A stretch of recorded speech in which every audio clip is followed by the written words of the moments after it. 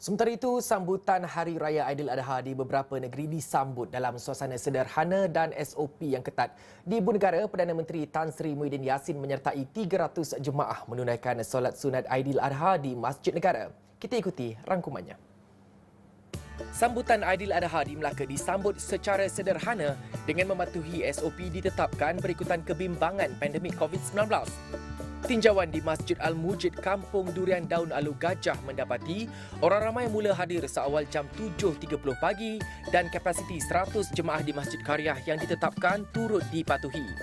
Orang ramai ketika ditemui mengakui sambutan tahun ini agak sayu bagi mereka kerana terbatas dengan SOP yang ditetapkan kerajaan. Di Ipoh Perak pula, rakyat negeri itu bersyukur selepas Sultan Nazrin Muizzuddin Shah berkenan kebenaran untuk mengadakan solat sunat Aidiladha di tempat terbuka. Tinjauan di Jalan Laluan Meru Perdana 2 mendapati sekitar 70 jemaah terdiri daripada penduduk setempat menunaikan solat sunat Aidiladha.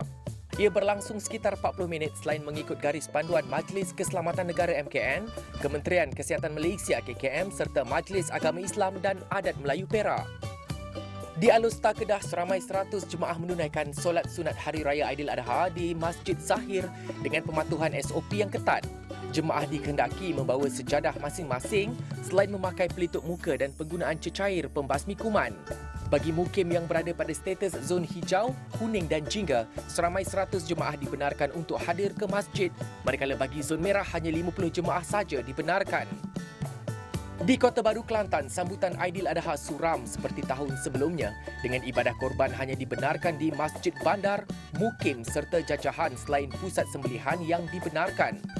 Di Masjid Al-Sultan Ismail Petra, Kubang Krian, hanya 5 ekor lembu dikorbankan sebagai memenuhi SOP ditetapkan. Peserta yang mengambil bahagian sembelihan tidak dibenarkan hadir untuk tujuan akad jual beli bahagian, sebaliknya mereka dihubungi melalui telefon untuk tujuan berkenaan dengan wakil penyembelih. Begitu juga dengan situasinya di Sabah. Sambutan Hari Raya Aidiladha disambut secara sederhana. Meskipun disambut secara sederhana dan kecil-kecilan, namun Ketua Menteri Sabah Datuk Seri Haji Jinur berharap semangat korban sebagaimana dituntut dalam Islam dapat dihayati.